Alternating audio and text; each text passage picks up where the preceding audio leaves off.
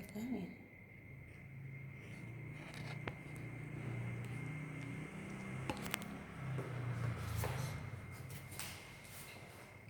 Selamat pagi anak-anak, selamat bertemu kembali dalam pembelajaran kita hari ini. Kita akan belajar tema 5, subtema 2, pembelajaran yang keempat. Namun sebelum belajar mari kita bersatu dalam doa. Tuhan Yesus, kami ucap syukur atas penyertaan-Mu sampai hari ini. Saat ini Tuhan, kami anak-anak-Mu mau belajar, Tuhan pimpin, Tuhan sertai sehingga mereka boleh mengerti pelajaran yang mereka hadapi saat ini. Terima kasih Tuhan, dalam nama Tuhan Yesus kami ucap syukur. Amin. Anak-anak selamat pagi. Tetap semangat ya, semoga kalian sehat semua. Nah anak-anak, mari kita buka buku kita, buku tema 5, halaman 91. Nah, perhatikan di halaman 91. Di sini ada ketampakan alam ya. Ketampakan alam dan ketampakan buatan. Perhatikan, di sini ada sawah. Nah, sawah ini adalah termasuk ketampakan buatan. Nah, tujuan sawah ini adalah untuk menanam padi ya, untuk memenuhi kebutuhan pangan. Nah, lalu ketampakan yang gambar nomor 2 adalah gambar gunung. Itu ada Gunung Bromo ya, Gunung Bromo ada di Jawa Timur. Nah, ini merupakan ketampakan alam yang diciptakan oleh Tuhan. Sementara gambar sawah tadi yang di gambar pertama ini termasuk ketampakan buatan yang diciptakan oleh manusia untuk memenuhi kebutuhannya. Nah, anak-anak, kedua gambar tersebut merupakan ketampakan yang ada di Indonesia ya, ketampakan alam. Ketampakan alam bukan hanya sawah dan gunung, tetapi banyak ya, misalnya ketampakan alam yang diciptakan oleh Tuhan, contohnya misalnya laut, sungai, hutan ya. Kemudian ketampakan buatan, misalnya tadi sudah disebutkan sawah ya, ketampakan buatan itu yang diciptakan oleh manusia. Ketampakan buatan contohnya sawah, kebun, kolam ya, dan lain sebagainya, atau waduk ya. Nah, nanti di halaman 92 di tabel nomor 2.4 nanti kalian boleh isi ya, ketampakan alam itu berupa apa saja. Ketampakan buatan berupa apa saja. Nanti kalian boleh isi di tabel 2.4. Nah, anak-anak sekarang coba lagi kita lanjut di halaman 93. Di sini ada teks tempat wisata Kebun Teh Bogor. Ya, nanti kalian baca ya, kalian baca. Kemudian nanti kalian dapat membuat 5 pertanyaan ya. 5 pertanyaan yang sesuai dengan teks tempat wisata Kebun Teh Bogor. Misalnya, terletak di daerah mana Kebun Teh Agrowisata Gunung Mas? Nah, jawabannya adalah Kebun Teh Agrowisata Gunung Mas terletak di kawasan wisata Puncak di Kecamatan Cisarua Bogor. Nah, itu contohnya ya anak-anak ya. Nanti kalian boleh tulis di buku tulis kalian. Kemudian anak-anak,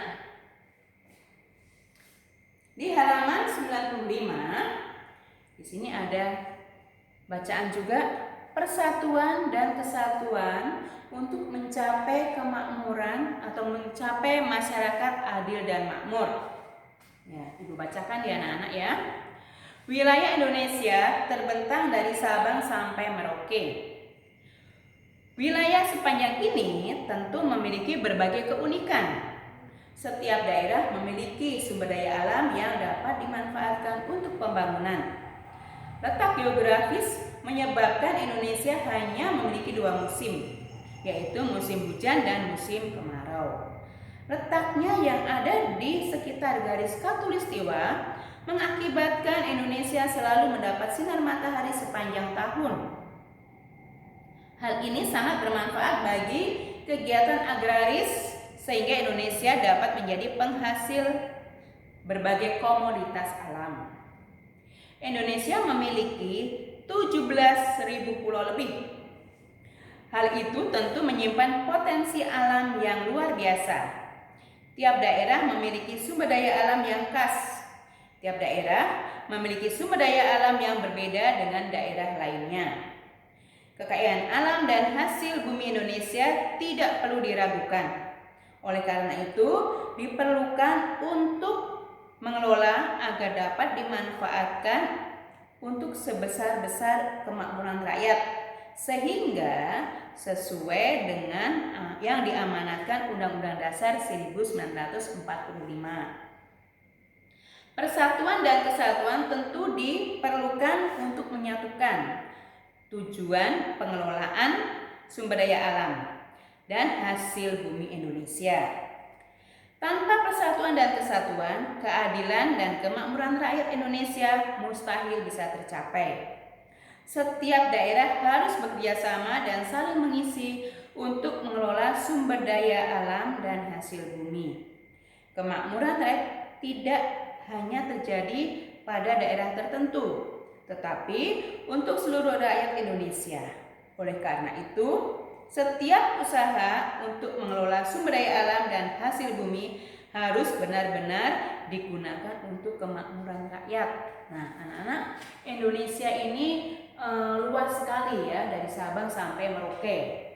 Setiap daerah mempunyai sumber daya alam masing-masing ya. Mungkin daerah satu dengan yang lain tidak sama sumber daya alamnya ya. Misalnya ya di daerah Bogor misalnya karena hawanya dingin, banyak pegunungan, maka daerah Bogor ini bisa digunakan untuk bercocok tanam, misalnya menanam buah, menanam sayur ya. Beda lagi misalnya di daerah Serang, daerah Pandeglang yang berupa pantai ya, atau daerah Banyuwangi ya. Nah, itu berupa pantai, yaitu sumber daya alamnya misalnya ikan atau misalnya rumput laut ya. Jadi banyak sekali wilayah-wilayah di Indonesia yang menghasilkan sumber daya alam. Bahkan mungkin di daerah-daerah lain ada yang menghasilkan, misalnya kayak daerah Bangka menghasilkan tambang timah ya, atau mungkin di daerah yang lain menghasilkan emas ya, banyak sekali. Nah, anak-anak, mari kita pelajari di halaman bawahnya ya, ada pertanyaan, apa sih manfaat persatuan dan kesatuan dalam mengelola sumber daya alam dan hasil bumi? Apa manfaatnya, anak? Manfaatnya adalah apa? Manfaatnya adalah supaya ya, manfaat persatuan dan kesatuan dalam mengelola sumber daya alam dan hasil bumi adalah sumber daya alam akan terjaga ya, dan sumber daya alam akan lebih banyak dihasilkan jika dikelola dengan benar. Nah, ada dua pertanyaan lagi. Sebutkan dua daerah yang memiliki ketampakan dan sumber daya alam yang berbeda. Nah, Ibu kasih contoh misalnya di daerah Kabupaten Gresik dan Lamongan. Kedua daerah ini bersebelahan, anak-anak ya. Bersebelahan antara Kabupaten Gresik dan Kabupaten Lamongan. Itu berada di Provinsi Jawa Timur. Nah, Kabupaten Lamongan atau Kabupaten Gresik ya, Kabupaten Gresik ini dikenal sebagai kota industri yang menjadi tempat produksi pupuk dan listrik.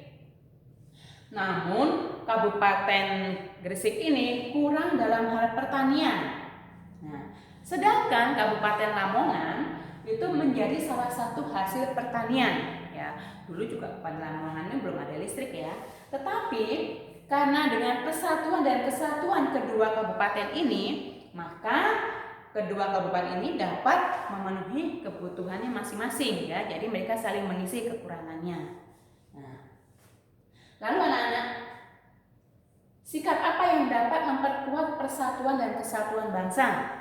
Yaitu adalah sikap toleransi yang tinggi dan sikap saling menghormati dan menghargai. Nah, ada satu lagi pertanyaan ya. Apa pengaruh letak geografis Indonesia terhadap kehidupan masyarakat yang agraris? Ya, pengaruhnya ya. Pengaruh letak geografis Indonesia terhadap kehidupan masyarakat yang agraris yaitu menjadikan Indonesia sebagai daerah yang sangat cocok untuk menjadi negara pertanian dan perkebunan. Karena Indonesia terletak di kawasan beriklim tropis sehingga tanahnya sangat subur. Ya, demikian anak-anak pembelajaran kita hari ini. Semoga kalian mengerti dan dapat memahami. Terima kasih anak-anak, selamat belajar, selamat pagi.